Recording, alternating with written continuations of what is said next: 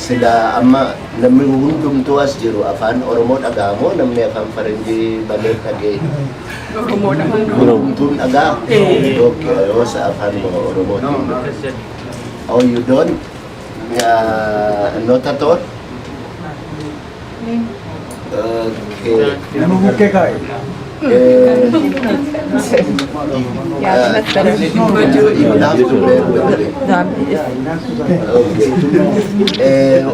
Galanni guddaan isin haa ta'u waan kun akka kabajaa guddaatti fudhata malee akka anaa fi hin beektaa jettaniidhuma beekuu koo ragaa naa bahuudhaaf na waamuu keessanii anaaf waan guddaadha. Beekumsi nama tokko abbaadhaaf waan godhu qabu yoo namni sarraa waa baratu hin jiraatin baga na gargaaruu dhuftanii isiniin jedhuudhaaf. Wannan har'a dubbadhu waan beekumsaati. Waan beekumsaa. Gochi addunyaarra jiru hundumtuu waan beekuu qaba. Waan beeku sana immoo akkatti beekuu qaba. Namni tokko mana ijaaruu nan beeka yoo jedhe waan manni sun ittiin ijaaramuu fi akka isa kamtu dura akka lafarra dhaabbatu inni taanee maaltu akka ta'u sana beekaa jechaadha. Waa'ee beekumsa Oromoo beekuu yoo barbaanne beekumsi Oromoo kuni eessaa ka'eeti maaltu maalirra ijaajjeeti Oromoon akkamittiinitu if beeka akkamittiinitu waan isaa ala jiru addunyaa kana beeka waan jedhurraa akka dubbannu barbaadeetan. Wanni tokko lafa Oromoo keessa qubatu Oromiyaa keessa lafa Oromoon keessa qubatu Keniyaa keessa lafa Oromoon keessa qubatu Somaaliyaa keessa lafa Oromoon keessa qubatu mandarri ani dhaqin hin jiru. Nama Oromoon waa beeka jedhuun namni ani interview hin godhin hin jiru. Wannin asitti biyya keessatti biyya Oromiyaa jennu sana keessatti ammoo raayyaa aseebuutii qabee Machaa Tuulama qabee Sabbogoona qabee Ituu Humbanna qabee Sikomando gadaa Oromoon durittiin bulu territorii gadaa sana keessa jaarsa jira jedhan waa beeka jedhan namni ani irraa waan iyyaafatin hin jiru. Kun hundumti isaa immoo reekoordii durii sanaan qabameeti jira. Gara kaaseeta jechaan sa'aatiidhaan yoo lakkaa'anii sa'aatii 2718 waan ta'utu walitti qabame. Kuni garri caalaansaa Keeniyaadhaa fi Oromiyaa biyya Itoophiyaa keessa jiru kana keessaa. Kanarraan samarii isaa Oromoon bakka hundaatiyyuu wanni inni in common wanni inni hundumti isaayyuu beekuu wanni inni ittiin waa'ee beekumsaa calqabu maali yoggaa jedhanii wannan dhaga'ee walaabu waan jedhan walaabu baay'een keessan walaabu yoggaa jedhanii isa Amaarri katabee walaabu የምትባል ኩሬ ወንዝ ባሌ keessa jira jedhanii alaqaa Taayyeen faan kataban isinitti fakkaata. Isaanii beekaas haa ta'uu waldhaalanii waan hin beekne kataban. Walaabu jechaan waan lafa kanarra jiru laga miti haroo miti. Walaabu jechaan yaada yaada uumamaati. Maaliif Oromoon walaabu bishaan ganamaa bishaan uumamaa jedha. Ganama jechuun afaan Oromootti calqaba origin bishaan originii jechuun akka Oromoon jedhutti otoo addunyaan kun hin uumamin dura bishaantu turee jedha. Bishaan kun immoo bakka lamatti addaan bahaa. Walumatti qabaa bishaanni kun bishaan gubbaa bishaan goodaati. Maqaan isaa walitti garuu walaabuu jedhama jedha Oromooni. Waa'ee bishaan kanaatii fi akkamitti bishaan kun egaa uumama dura bishaan ture jechaadha. Otoo homti tokko hin uumamin walaabuu Baalee keessatti uumamuu dhiifnaan waaqa malee bishaan kana dura homtuun jiru jechaadha. Uumamni ganaan calqabame jechaadha. Bishaan gubbaa bishaan goodaa kun bakka lamatti baheeti jedha. Akka kunoo killoo lama killoo walitti gombifamee wahiitti jira. Inni gubbaas bishaani, inni gadii kunis bishaan. Oromoon kanaan walaabuu jedha. Irran isinii deebi'a walaabuu bishaan ganamaa bishaan uumamaa jedha. Waaqi otoo homaa uumuun calqabin bishaanuma gubbaa kanaa fi bishaan goodaa kanatu addaan baase. Bishaan gubbaa kana bakka sadiitti baase.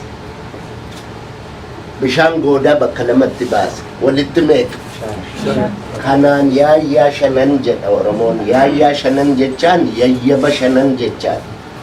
Yayyaba shanan jechaan yaayyi jechuun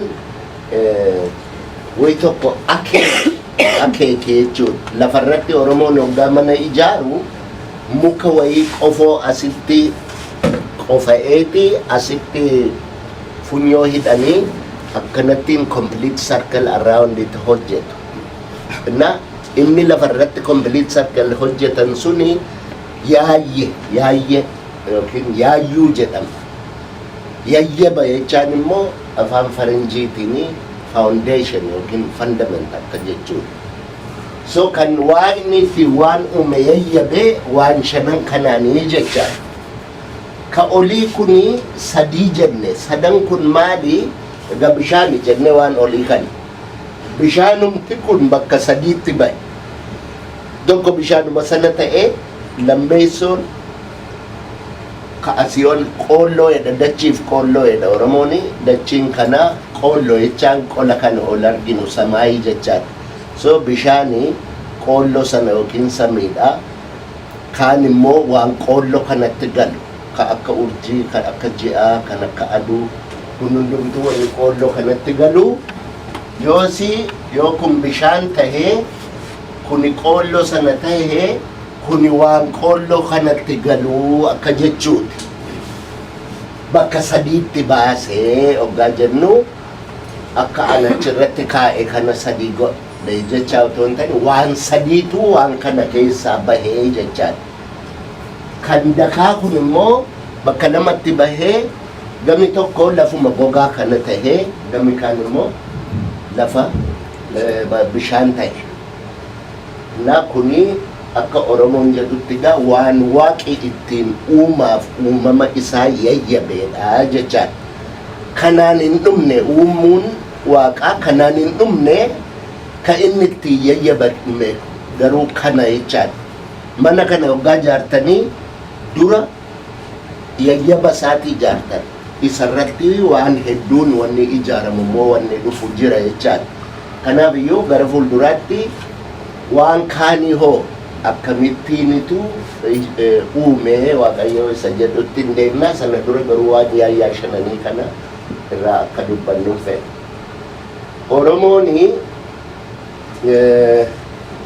Oromoon mana ijaara.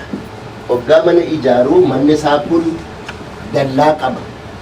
Dallaan isaa karra qaba. Manni isaa balbala qaba. Manni kun naannoodha. Yeroo hundumaa hundumti keessa manuma naannoo keessatti dhalatanii warri baadiyyaadhaa dhuftanii manni naannoodha. Keessi mana kanaa gami tokko bakka sadiitti bahee gami tokko bakka lamatti baha.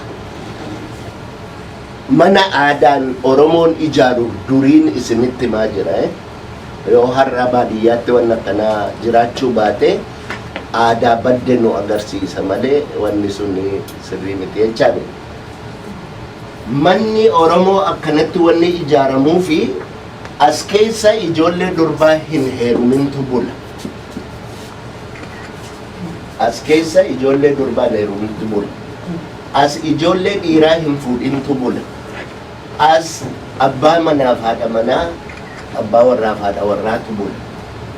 Kuni badaa yookiin goorroo duuba yookiin Oromiyaa bakka adda addaatti afaan adda addaatiin himu lafa keessummaan taa'udha. Kun immoo lafatti waa bilcheessan.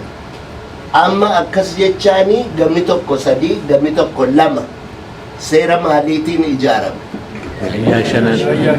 Seera yaayyaa shananiitu replikeet godhaa jira jechuuf. Oromoon horii horata.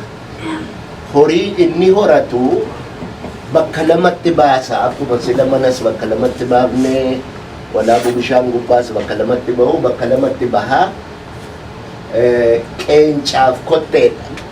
Qeensa laftitti jedhan isin jira. Qeensaaf kottee yookiin horii qeensaatiif horii kottee.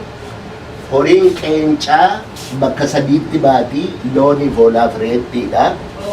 Horiin kottee immoo fardaaf harreedha. Gaangoon seeran qabdu farda jalaan bishaan dhugdii jedhan. Gaangoon seeran qabdu. Kuni amma gamni tokko sadii, gamni tokko mee? Walitti meeqa? Wanni kanas kana keessaa horiidha wanni Oromoon jedhuun jira kana ala. Amma sareen jirti, sareen horiidha. Adurreen jirti, adurreen horiidha. Gaalatu jira. Akka aadaa Oromootti gaalliif, adurreeniif sareen bineensa garaa warraa jedhama. Yookiin immoo kottee qeenca shananii jedhama. Kanaaf iyyuu Oromoon kan amma gaala foon hin nyaannee fi akka duriitti amma waan hin qabu biyyi addunyaan jijjiiramaa jirti, rakkinnis baay'atteetti. Garuu akka seera Oromootiif otoo ta'ee warri kun bineensa garaa warraa jedhamu malee horiitti lakkaawaman. Kanaaf iyyuu Oromoon horii ogaa arkuu akki ilaalcha isaatii sunis deebi'ee gamni tokko sadii, gamni tokko lama ta'ee seeruma yaayyaa shananiitiin bakka sanatti galaa jechaadha. Booyyeen horata Oromoon. Horii mana, horii waan Oromoon horii jedhuun duwwaa lakkoo hin malee. Indaaqqoo itti dhufna indaaqqoo fa'a. Indaaqqoon kunooti. Oromooni akkuma waan saree, waan adurreetiif, waan gaalaarraa dubbanne wanni inni hin nyaanne waan baay'eetu jira. Oromoon hanga Xaaliyaaniin biyya sanan dhufinitti Oromoo duwwaa miti Amaarri lukkuu yookiin indaaqqoo amma jettan kana hin nyaatu. Nyaatan. Dooroo wanni jedhame Xaaliyaaniitu fide. Fakkeenyuma isaatiif akkasinii gad gochuudhaa fi dooroo jechuun kuni afaan Xaaliyaaniiti. Malee lukkuudhaafuu afaan hin qaban.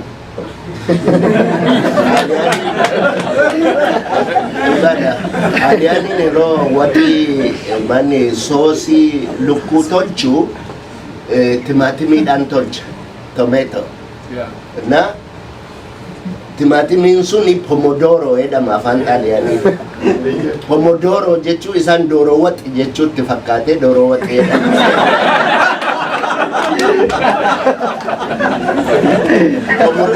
Pomodoro jechaan afaan Xaaliyaaniitti timaatimii jechaan.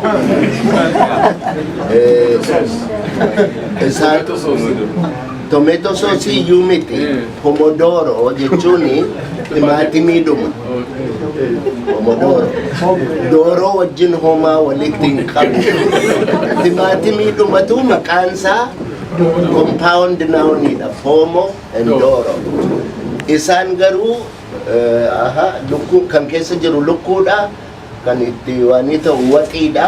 Kanaaf iyyuu dooroo waxii ta'uu qaba jedhanii dooroo waxiin Xaaliyaanii dura Habashaan dooroo waxii hin beeku.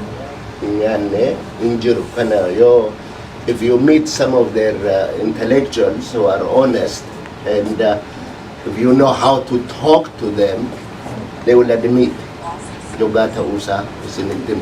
Oromoonis hin nyaatu waan koola qabu waan barrisu hin nyaatu Oromoon. Waan barrisu jechaan qurxummiyyuu dabalate akka aadaa Oromoo duriitti waan koola qabu waan barrisu hin nyaatu Oromoon. Kanaafitu wanni inni hin nyaannee fi seera yaayyaa shananiitti galuu kan didu keessa tokko lukkuu kana waanii kana maani allaatti maal waan koolaa kanatu seera yaayyaa shananii diddi akka namaatti akka bineensaatti kilaasifaayi akkan goone akka namaa miila lamaan deemti. Akka ishee immoo bineensi gara biraan waanii ofirraan qabu baallee ofirraan qabu. Baallee kana shimbira duwwaatu qaba. Shimbira jechaan waan barrisu duwwaatu qaba baallee akkanaa. Malee wanni hin barreefne waan akkanaa hin qabu. Kanaaf iyyuu Oromoon wanna kana akka lafa ishee kaa'u dhabeeti kilaasifaayi godhuu didee akka waan didduu wayiitti ilaalee namni ishee nyaate iyyuu didduu akka hin taaneef laguu itti awwaaje. Wanni waan koola qabu lagataniifi kanaafi garuu kilaasifaayi seera yaayyaa shananiitiin immoo waan ishiin lakkaawamuu yookiin kilaasifaayi ta'uu qabduu fi maal godhee warra risaa warra jedhan hin beektu risaanii allaattii qilleensaa jedha Oromoon risaadhaan. Allaattiin qilleensaa kuni waan du'e nyaatu yoo ofii ijjeesse malee waan du'e nyaatu akka Oromoon jedhuun isinitti maa jira ani isaa nyaatu sin nyaanne sin argin waan Oromoon jedhuun sin agarsiisa dhugaa immoo garuu isaa shimbir buteessa jedhan iddoo baay'eetti risaa kanaan shimbira buta gadi dhufeeti shimbira naannaa kana jirtu butata እና risaa kanaani allaattii qilleensaa jenna dur hoggaa ijoollee allaattii qilleensaa lafa dhaabii jirbii takka jaachi sirbi jennee akkana uumutaadha. እና allaattiin qilleensaa kuni ol fagaateetu gala. Gidduu kana warri jiran immoo allaattii raqaa jedhamu. Allaattii raqaa jechaan domboofaa, bogocorofaa, rumichafaa warra waan du'e nyaatu. Allaattii raqaati warri kun warri iddoo kana gidduu jiran kanaa gadi sanaa ol. Warri kana gadi jiran immoo shimbiruma jedhamu. Shimbirri kun didiqqaadha akka allaattii kaanii hin guddatu. Yoo si amma qilleensa keessa meeqa jira? Sadii. Lafarra immoo ka akka babboo allanaa ka akka uummoo ka yoo cinqate malee ka'ee barrisuu hin feene ka warra akka guchii warra akka maalinni maqaan isaanii akka babbadeera kan yoo rakkisan malee hin barreeffne immoo jiru isaan allaattii lafaati. Allaattiidhuma lafaati. Allaattii fardaa kan jedhanis allaattiidhuma lafaati. Allaattiin galaanaa immoo daakkiyyee jedhamti. Yoos lafa kanarra meeqa jira? Qilleensa keessa meeqa jira? Sadii. Kunoo akkanatti seera yaayyaa shananiitti galche kanas isiniin jechuudha. Waan shanii kuni gami tokko sadii ta'ee gami tokko lama ta'u kuni waan Oromoon argu hundumaa keessatti lafinni itti mul'anne hin jiru jechuudha. Yoo sammoo nannuma namaa yoo fuune namni miilli isaa lama harki isaa lama mataa tokko qaba. Innaa namumtuu ogguma dura yayyabamu seera yaayyaa shananiitii yayyabamee jechaadha. Kan namaa asumatti hin dhaabbatu itti darbina booda garuu fakkeenyumaaf akkuma harka lama qabaa mataa takka qabaa miila lama qabaa jechuudhaan innis shanumatti lakkaawamaa jechuudha.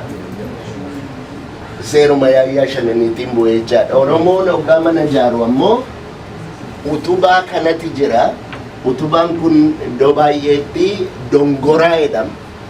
Dongoraa waaqaa waan jedhamus jira booddee inni yoo waan gara biraa irraa dingata ka'ee dubbanne dongora Oromoon akka inni itti biyya lafaa kana argu akka faranjiin itti nu barsiisu kanatti miti.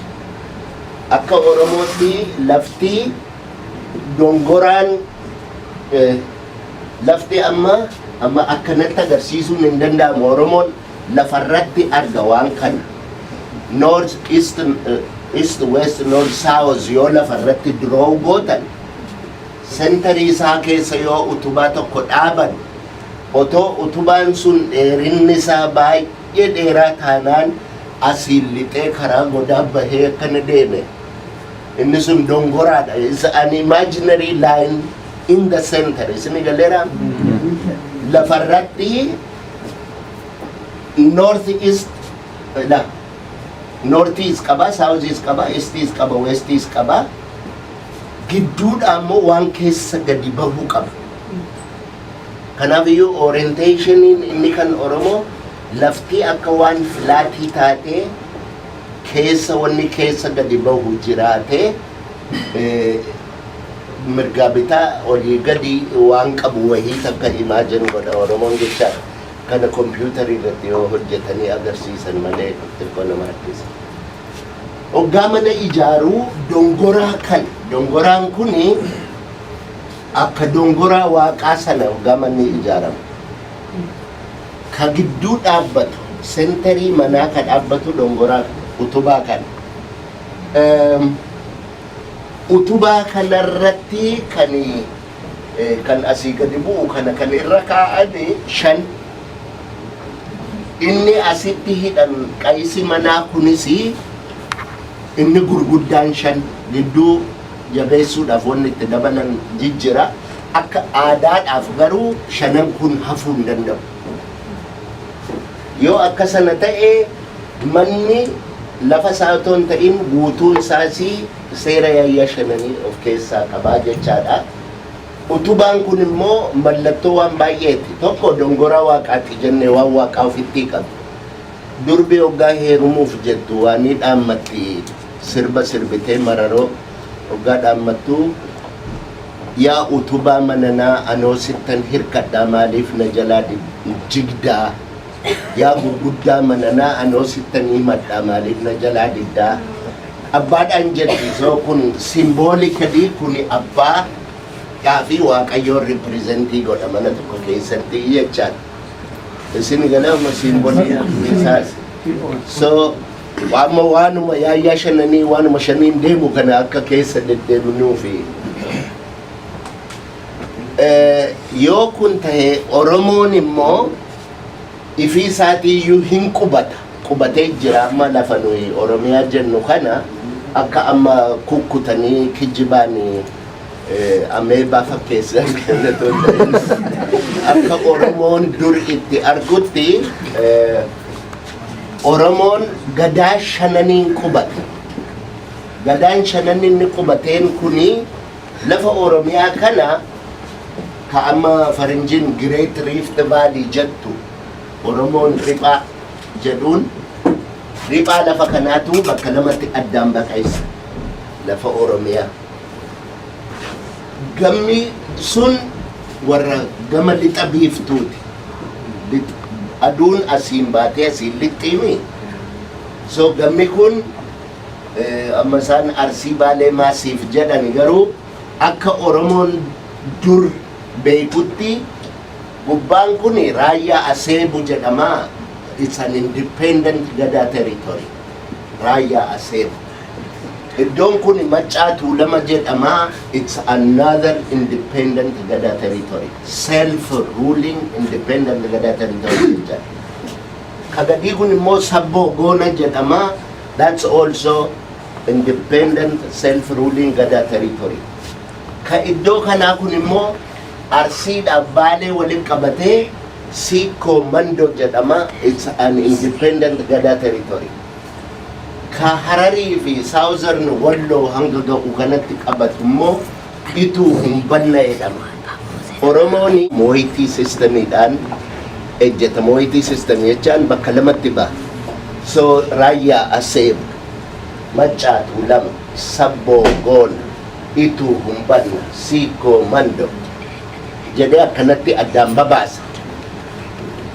Gidduu isaa kana kan addaan baasu gamana 3 hambisee gamanatti 2 hambisee kan gidduu isaa addaan baasu Rift Valley. Rift Valley yookiin riphaa lafaa. So gammi kun meeqa? Gammi kun hoo? Lama. Walitti meeqa? Qubtummi isaa seera yaayyaa shananii sanaanitu yayyabamee kana quba qabaadha jechuudha. Inni kunis yaayyaadhuma shananitti deebi'e. Gammi kuni aduun karaa kam seeni? Karaa kana seeni. Karaa kam baadhi? Karaa kana baadhi.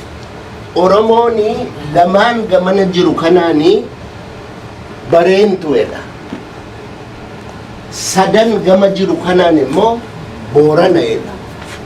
Amma warri waa'ee taarikii Oromoo tsaafna jedhee kijibu warra akka Dhaqaa Taayyee fa'aa warra akka kijibaadhuma oduudhaan deddeemu kana yoo laaltanii ቦረናና በሬንቱ የኦሮሞ ልጆች ሁለት ወለዱ ከነ ከዋን ጀርኩን ኦቦላ ዳለቴቲ ታሪኪ ደጀደኒ ክጅቡ ወርኩን መቃነ ማሚቲ ቦረና በሬንቱ እቻን መቃነ ማሚቲ ቦረና እቻን ቦሮ አና እቻን ቦሮ አና ገባበት ደኒሮ ያመን ቦረና ታመለ ቦሮ አናዳ kunimmo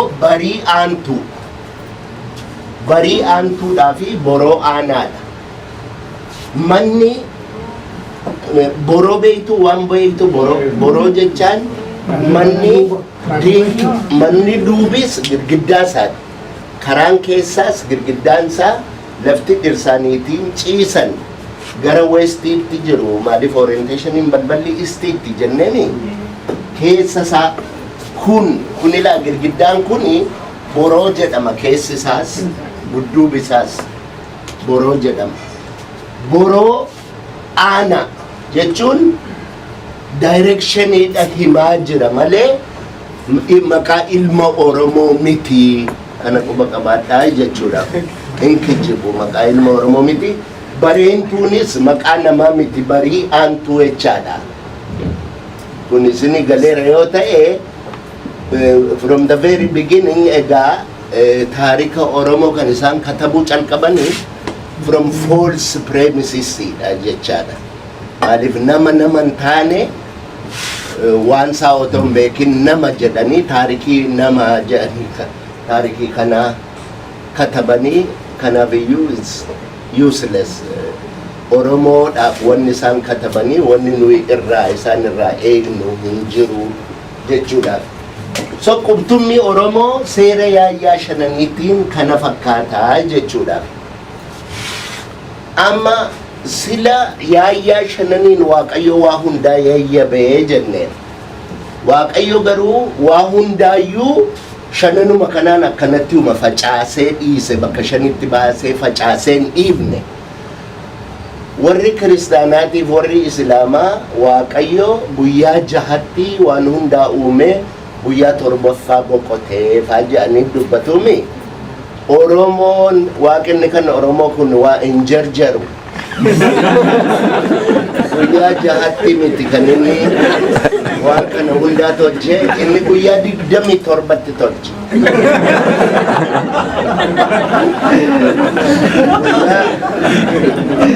Guyyaa 27tti inni tolchu kuni waan inni oggaa tolchu guyyaa tokko duwwaatti fudhateetu jiru.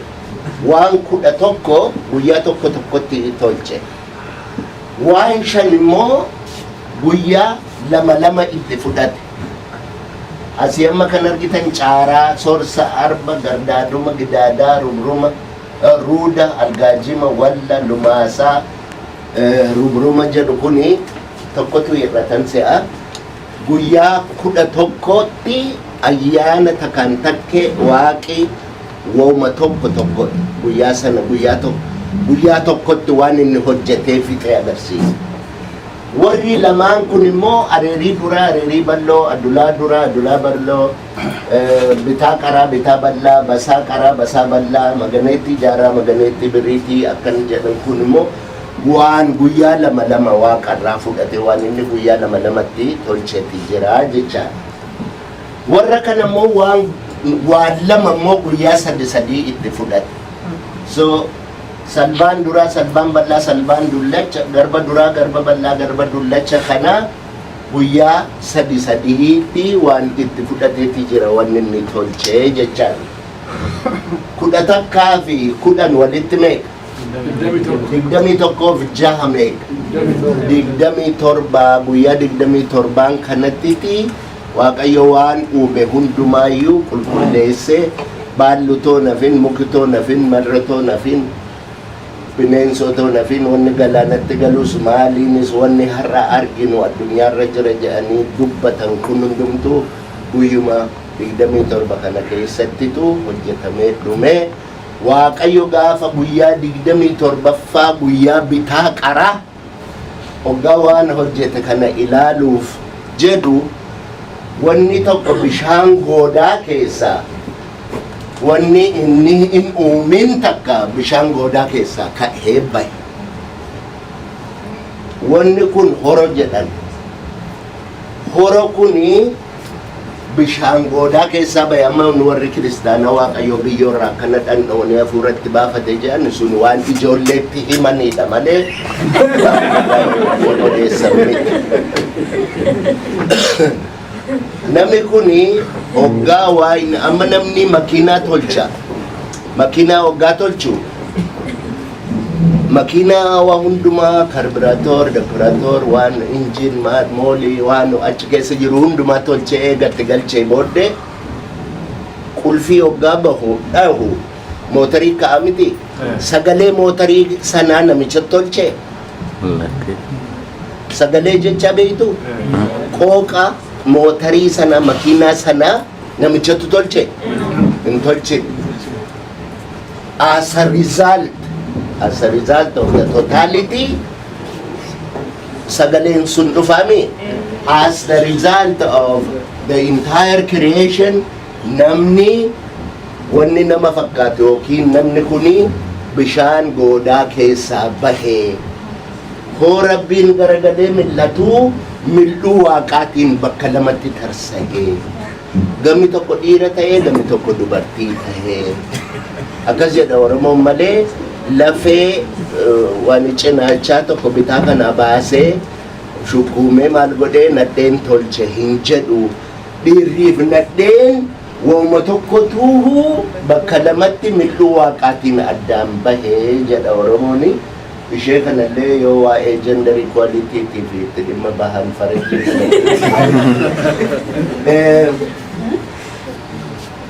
wanni kuni otoo mil'uu waaqaatiin addaan hin bahin dura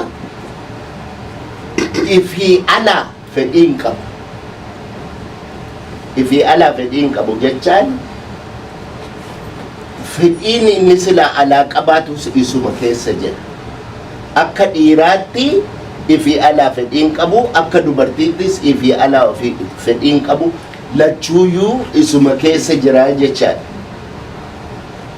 isa keessa jira jechaani waan lachuu qaba jechaa miti mil'uu waaqaatiin hoggaa addaan bahu sana wanni gama tokko dhiira taasisee gama tokko dubartii taasisu hoggaa addaan bahan dhufee jechaa namni kun hoggaa bishaan keessaa bahu seera yaayyaa shananii duwwaa otoo hin ta'in seera ayyaana 27 sana sifirraa qaba maal jennaan miila lama qaba harka lama qaba mataa takka qaba meeqa inni kun yayyabasaati miila lamarraa quba meeqa qaba harka lamarraa quba meeqa qaba mataa kanarraa qaawwaa meeqa qaba qaawwaa 7 qaba seera yaayyaa shananii complete seera uumamaa represent godhuudhaafitu uumamee jedha Oromoon so horo maqaan nama kanaa Oromoon horo jedha horo jechaani maqaa namni takka ittiin waamamus ta'uu danda'a yookaan immoo nama waan jiru uumaa jiru nama jiru kana hundumaa hore jechuus hin ta'a jechuudha so kuni horo وقال ما تباني دا هرود وما فوقتو توجد ليتي اوكي أما قوان ومما وان يا شنني وان أيانا دمي تربا أكا أمماتين همنيرا ونكون أكا أمما دوا وان همموتون تاني أكا دبيت سيمون سلانو مدنداما Oromoo dhaaf kan inni ittiin beekumsa Oromoo maal fakkaatti ishee jettu deebisuudhaaf hanga ammaatti waan argine egaa waan yaayyaa shananiitii fi waan ayyaana 27 kan kanarraa kan hafe Oromoon gadaatti bula. Gadaan kuni hoo seera maaliitiin yayyabame isa jedhu akka laallummoon fedha. Gadaani akka sila dubbannetti Boorana gammi jenne sun Boro'aana gammi jenne sun raayyaa aseebo ta'ee macaatu lama ta'ee sabboogona ta'ee meeqa ta'ee sadii gamana siikoo mandoo jira jenne ituu humbanna jira jenne lama meeqa ta'e walit shan ta'e gadaa tokkoon isaa fudhanneetti mee gaduma sabboogona gadaa macaatu lamas fudhachuun dandeenya kan amma qoratamee beekamu sabboogona kana waan ta'eef sabboogona kuni akki inni itti ijaarame gadaan isaa akki inni itti ijaarame maal ta'eeti seera yaayyaa shananiitti galaa isa jedhu laalla. Asii wanni argitan kuni abbootii gadaati jennu maaliif gadaa keessatti yoomiyyuu abbootiin gadaa nama shantu jira maaliif gogeessi hundiyyuu abbaa gadaa kanuma ofii qaba. Al tokko sana keessaa isa tokkotu biyya bulchaa abbaa bokkuu ta'e biyya bulchaa jechaadha malee gadaa warri kun gogeessi kun shananuu ofiin of bulcha. Gogeessi shananuu if keessatti ifii of bulcha. Abbaan gadaa yoo isaanii waan nu dhibe jira kottuuti waan nu laali jedhanii waaman malee abbaan gadaa bira dhaqee dubbii isaanii keessa seenuu hin danda'u. Qaalluu yoo dubbiin hammaatte dhuftee isaanumtii dubbii akkanaa hammaattetii duriin jirreetu nutti dhufeeti dubbii kana mee falatti nuufali jedhanii yoo galma warra qaalluutti isaan yookiin qe'ee warra qaalluutti hin geeffatin lakkii nuhitu isin bulchaati dubbii keessan ilaalla jedhee namni seenuu danda'u hin jiru akka seera Oromoo durii. Kanaaf iyyuu gogeessi kun tokkoon isaa self ruling entity. Gogeessi kun waanii qaba. Walaannaaf qadaadduu qaba. Walaannaa jechaan warra walitti aanuu fi warri walitti aanu waliin jaallatu. Ijoolleen walirratti dhalatte amma dabaloo jedhanii waliin jaallatu. Abbaan kuni warra isa ajala jiru kanaafi walaannaadha. Waliin morkiti. Inni kana jala jiru immoo kanaafi qadaadduudha. Kuni kanaaf qadaadduudha. Kuni kanaaf walaannaadha. Kuni kanaaf walaannaadha. Warri walitti aanu kun walii walaannaadha. Kanaafiyyuu shanan kana amma walaanna qadaaddu jennee yoo naannofne walaanna sadiif qadaadduu lama argina yookiin immoo qadaadduu sadiif walaannaa lama argina depending on where you start lafa lakkaawuu calqaba irratti depend godhe. So shanan kun walaannaaf qadaadduun bakka lamatti bahee seeruma yaayyaa shananiitiin yayyabame gadaan tokko jechaan. Gadaan kun asii ka'ee addana hanga ga'utti ganna 8 waggaa 8 asii ammasiitti waggaa 8 jedhaan deema. Hamma dhufee as ga'utti waggaa 8 lakkaa'ee waggaa 40 ta'a. Dalgi isaa tokko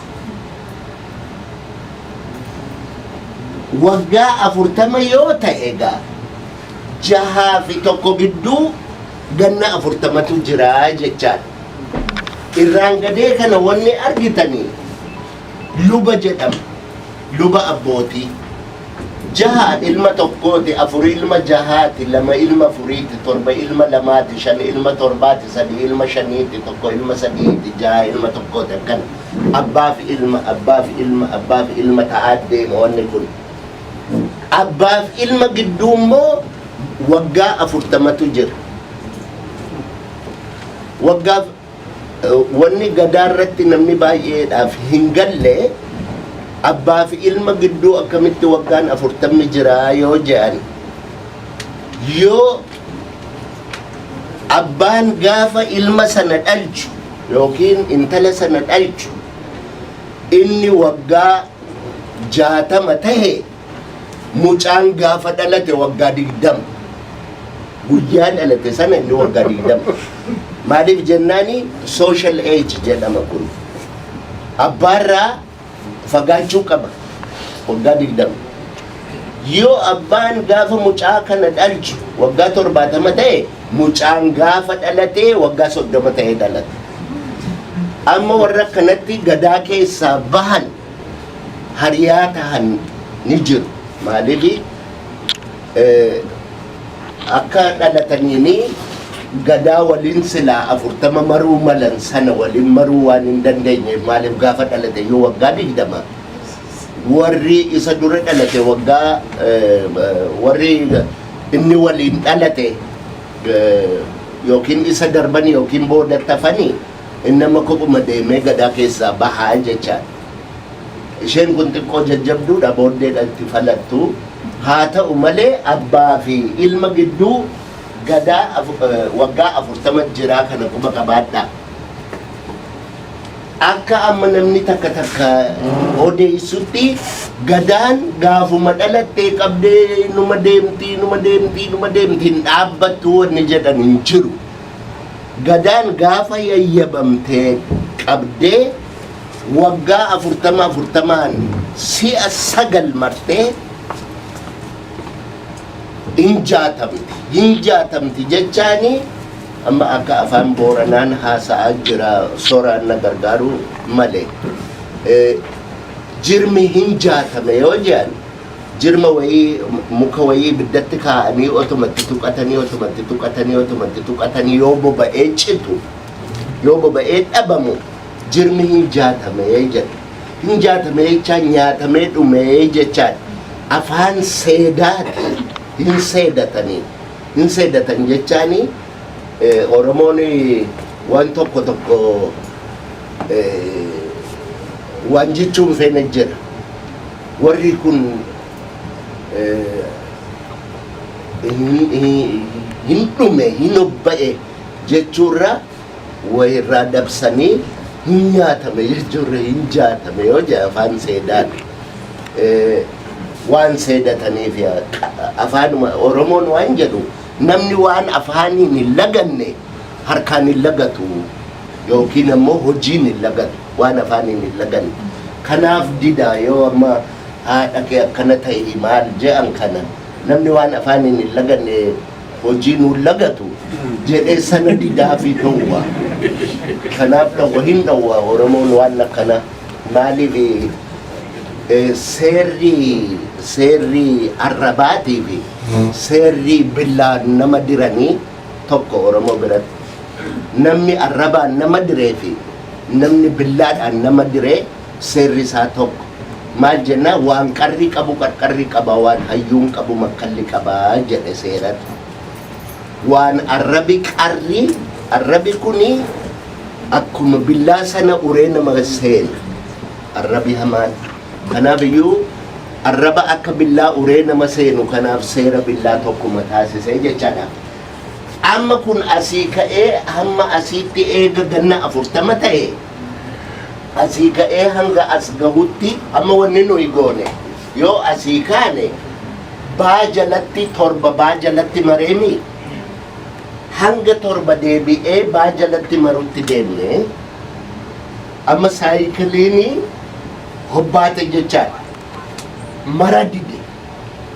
maree amma si ka'ee torba deebi'ee hin jiru kana gidduutti amma dhufee as ga'utti meeqarratti deebi'ee yoo jettan tokko lama sadii afurii shanii jaha torba saddeeti sableessoo irratti deebi'e abbaa salgaffaa irrattitu sagliin itti marte gadaa sanatti sagliin martee jechaan kana amma mara dide hin maruga amma afaan faranjiitiin dubbanna yoo jedhan gadaan sunuu kiraayisis seentee jechaan amma gadaan kun akka dhufe kanatti itti fufuu hin danda'u deebi'ee adjusted waggaa dhibbas asii ka'ee hanga asitti waggaa 40 eega ta'e hanga asitti sagalsii 40 meeqa waggaa 360 gaafa yayyabameettitu gadaan 60 laayifiin gadaa tokko waggaa 360 akka kanattiini sagli waan jedhantu jira sagliini silaa duraanuu dubbachuu mallee duruma iddoodhuma duraatti deebi yaa Boorana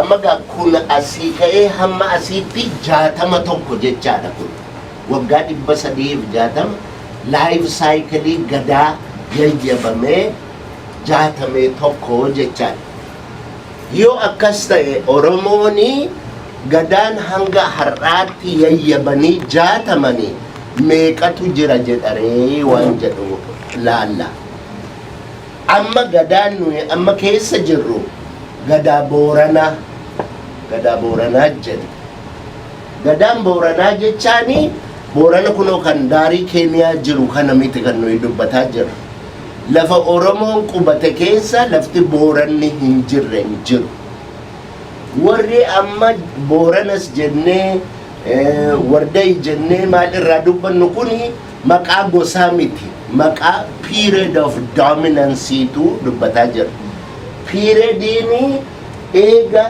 1631 aansee hanga amma jirruutti waggaa 360 kan isin dinqoo ani waan kana akkanatti hin goone waanuma dabbasaa guyyootiif bulee guyyoo jedhanirraa ka'een waan kana Arabic numeralsitti kenne garuu akkuma sababaa ta'e 1631 itti yonnaa waggaa 360 itti dartan meeqa dhufu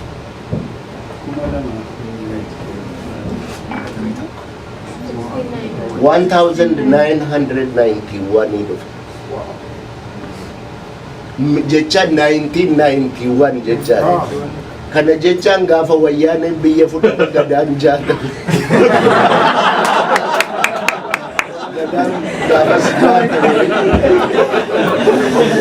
By the way, this is just a coincidence, Ani. I never thought of it. Akkuma kana kanatti himame, you can check it. Wani asmaromirra ilaaluu dandeessu. Asii aansa. 31 kanarraa aansa. Kanaaf iyyuu anis isumarraa aanseen 360 itti daree jennaan. The result was 1991 taanaan sodaadheetanii to the present day.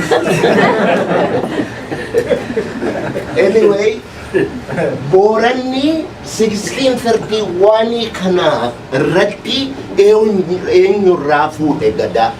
Wanni jedhu immoo yoo laallee Warday warra jedhanirraatu fuudhe.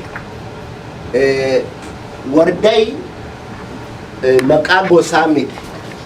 Maqaa dominance yoggaa sana warri dominant ta'e itti beekamudha malee jarri har'a ormaa sin jedhanii orma kana immoo gosa isaa yonnaa keessa ilaaltan jaarsoo fa'ii garjeeda fa'ii gosuma Oromoo biraa keessa jirtu hundumatu jira lafti isaan amma qubatanii xaanaa gaallaa jettiin faranjiin North Kenya kana hanga Mombaasaatti Laamuurraa warri qubatan Oromoo Wardayin kan na wardee kun immoo waggaa 360 dominant tahee tureeti. Booranni argaa dhageettii isaa keessatti warra amma lakkaawaa jirru kanaan sidii sagalan jedha. Kan lakkaa'aa jirru kuni sidii sagaleen. Sidii sagaleen oral traditioniin Booranaa haa jedhu malee gochi nuyi irraa dubbannu kun eessa akka isaan jiran isiniifin hima. Boorana keessa warra jiru yookiin bakkuma tokko warra jiru miti maaliifi jaarsoon amma ituu humbanna keessa jira. Jaarsoon macca keessa jira. Jaarsoon bakka Oromoon qubatu bakka hundaattuu jaarsoo arguu danda'a. Wardeenni kun ammoo waggaa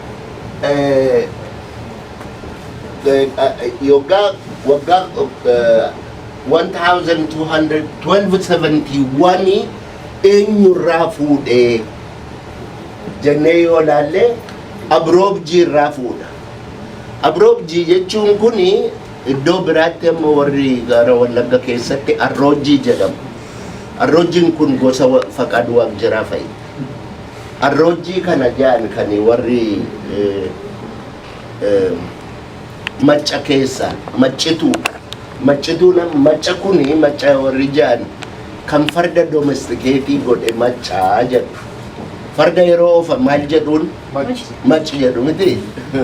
Maccitu jechuun kuni amma it may not amma akkasin yaaddanitti an saayinsiin isinitti himaa jira miti. Waa'ee beekumsa Oromoon isinitti himaa jira. Na wanni Oromoon jedhu kun Oromummaan yoo beekumsa kana keessa hin jiraati waan biraa keessa hin jiru.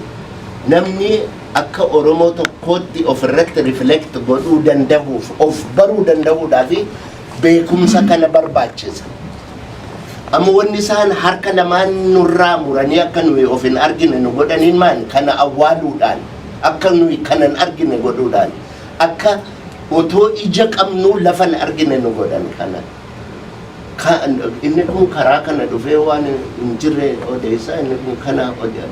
Nama kan keessii odeessu yoo siin tahin homaa hin argattuuti. Kai if barbaadanii jechuudhumaaf amma wanni kun waan ittiin if barbaadanii. Nuyi banneeti amma inni kan I'm an American jedhe addana taa'aa jira. You're not an American, you're lost here. It's good waraqadhaaf Amerikanii tahuu dandeessa. But that's not your real self, and you should be looking for your real self. And until you discover who your real self is, you will be in a problem. Maaliif warri kaan waan ofii qaba. Ati waan qabdu wallaalteeti addana kan taa'aa jirta. Kanaaf iyyuu Oromoon hoggaa duru wal abaaru waan beektu wallaalii namaan isin warra waan beektu wallaalii. So Abroobjiin kuni waggaa 911 AD qabeeti kasina dubbanne Wardeen irraa gadaa fuudhee jechaadha.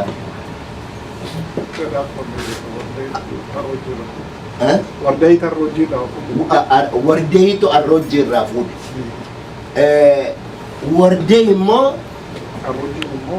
Arroojjiin immoo Maadillee irraa fuudhe. Waggaan inni itti fuudhe immoo kunoo asirratti argitan. Maadillee jechaan namni Dambidolloodhaa dhufe jira as keessa. Dambidollootti Maadilleen jedhan kuni gimbii isinuma jiru. Shawaa keessas iddoo baay'ee jiru. Maadilleen jedhanii nama afaan jijjiirame madaallee jedhu. Madaallee jechuun maadillee dhumu. Na amma awwaalli maadillee Baalee keessa karaa daarii biyya Karrayyuu kana karaa daarii biyya Guraagee kanarra awwaalli maadillee lafinni hin jiru. Faranjiin mudaallee, mandillee, mundullee waan akkana jedhanii numa kakkatabu. Waan isaa garuu namatti hin himanii. Oromoon immoo kan isaan himanne kanaaf iyyuu waan inni ta'e hin beekanii. These are pre-Oromo people jedhaniiti kijiban.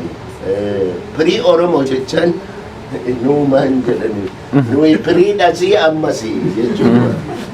So maadilleen immoo namni inni irraa fuudhe dhittacha.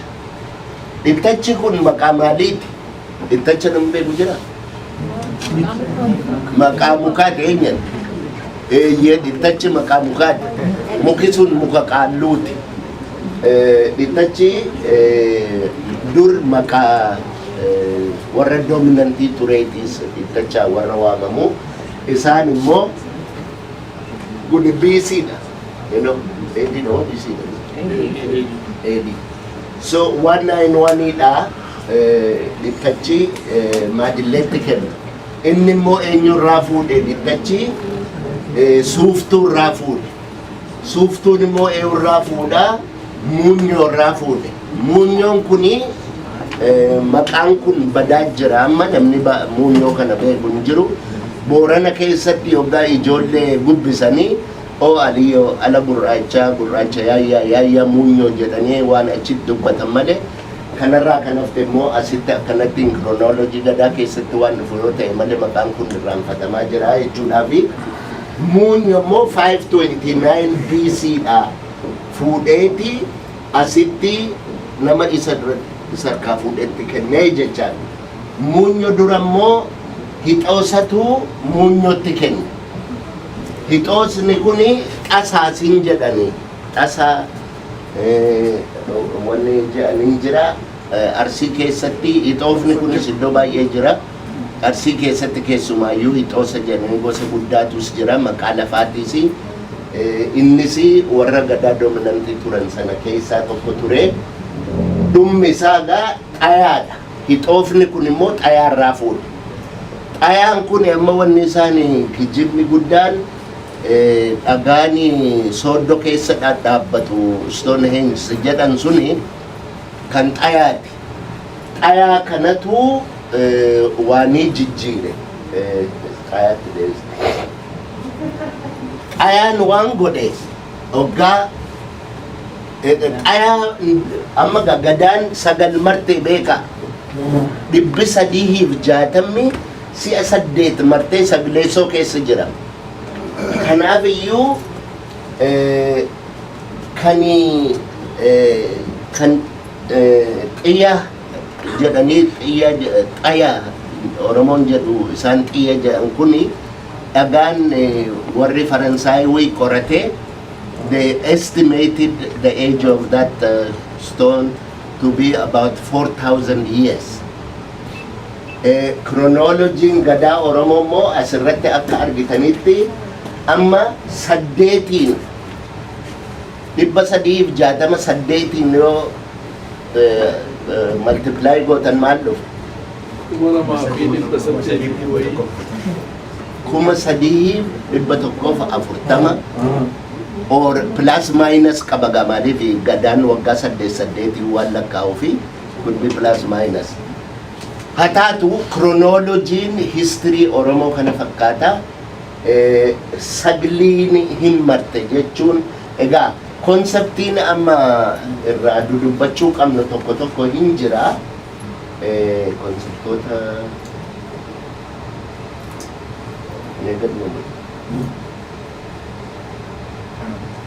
isa duratti dhiibne san. Konseptoota akkamiiti Oromoon jiruu jireenya faa jedha. Jiruun maali? Jireenyi maali? Maaliif jiruu jireenya jedhee lamaan isaa akkuma amma raayyaa asee gummachaatu lama jedhu kanan immoo jiruu jireenya jechuun kun maaliif walitti hidhe jiruuniif jireenya maal walitti qabu? Jiruu jechaan maal jechaadha? Jireenya jechaan maal jechaadha? Gadaa jechaan maal jechaadha? Jaatama jechaan maal jechaadha? Ayyaana jechaan maal jechaadha? Saglii jechaan maal jechaadha? Uumaa jechaan maal jechaadha? Finna jechaan maal jechaadha? Horoo jechaan maal jechaadha?